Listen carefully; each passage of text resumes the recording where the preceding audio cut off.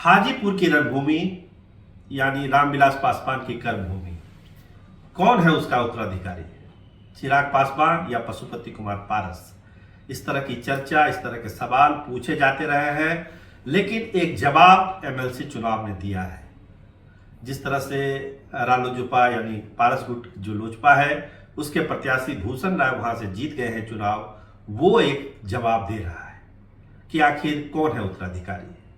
देखिए, चुनाव के जब नतीजे आए तो पशुपति कुमार पारस ने भी यही बात कही कि जनता ने तय कर दिया कि असली उत्तराधिकारी कौन है, रामविलास पासवान जी का है। रामविलास जी को मैं अपना बड़ा भाई और भगवान मानता हूं और आशीर्वाद आज उन्होंने दे दिया, भूषण राय की जीत हो गई। जैसे ही चुनाव ये हो रहा था हाजीपुर में, चिराग पासवान को लेकर तमाम तरह की बातें कही गई कि किसका समर्थन करेंगे, क्या करेंगे, लेकिन जो वहां चर्चा है वो ये कि जो प्रत्याशी थे राजद के सुबोध जी, उनका उन्होंने पर्दे के पीछे समर्थन दिया, उनका साथ दिया, लेकिन इसके बावजूद राजद का प्रत्याशी वहां से हार गया और भूषण राय ने वहां जीत दर्ज कर ली। तो आखिर ये कहानी कहती क्या है? इसको अगर आप डिकोड करेंगे राजनीतिक भाषा में तो उसका लब्बो लुबाब यही है कि पशुपति कुमार पारस ने करीब करीब उत्तराधिकारी का जो चोला था वो पहन लिया रामविलास पासवान का। कुछ लोग कहते हैं कि देखिए, ये आम चुनाव नहीं है, कुछ लोग इसमें वोट देते हैं, सेलेक्टेड लोग वोट देते हैं, इसलिए आप ये मानकर नहीं चलिए कि चिराग को हाजीपुर की जनता ने इग्नोर कर दिया या रिजेक्ट कर दिया।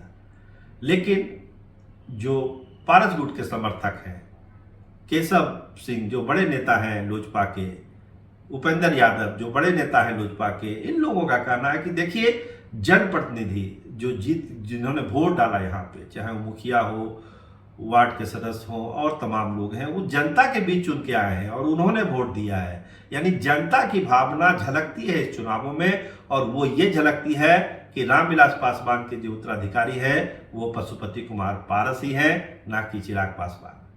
देखिए, अभी लंबी लड़ाई हाजीपुर में लड़ी जानी है।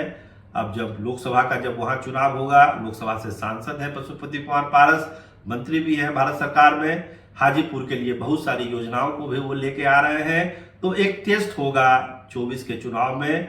उस समय जो एक चर्चा है कि चिराग पासवान हाजीपुर से भी चुनाव लड़ सकते हैं, तो वहां पर अगर चाचा भतीजे की जंग होती है, उस दिन यह तय हो जाएगा कि आखिर जनता का आशीर्वाद किसको मिला।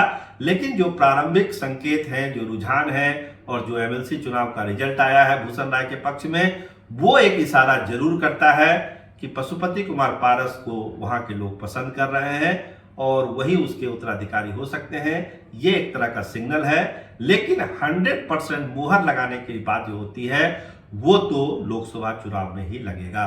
फिलहाल पारस खेमे में जो है खुशी की लहर है। पशुपति कुमार पारस भी पटना आ रहे हैं, पार्टी में जश्न का माहौल है, पार्टी कार्यकर्ता जश्न मना रहे हैं और चिराग खेमे में मंथन का दौर है कि आखिर हाजीपुर का रिजल्ट कैसे गड़बड़ा गया और कैसे वहां पे जो चाचा के कैंडिडेट जीत गए, इस पर मंथन का दौर जारी है।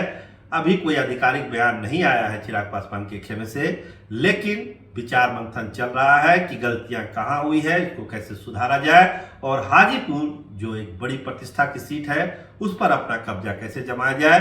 फिलहाल चाचा और भतीजा अपनी अपनी चाल चल रहे हैं, लेकिन बढ़त अभी चाचा को मिल गई है एमएलसी चुनाव में। कैमरामैन रामनंदन के साथ में सरोज सिंह, धन्यवाद, नमस्कार।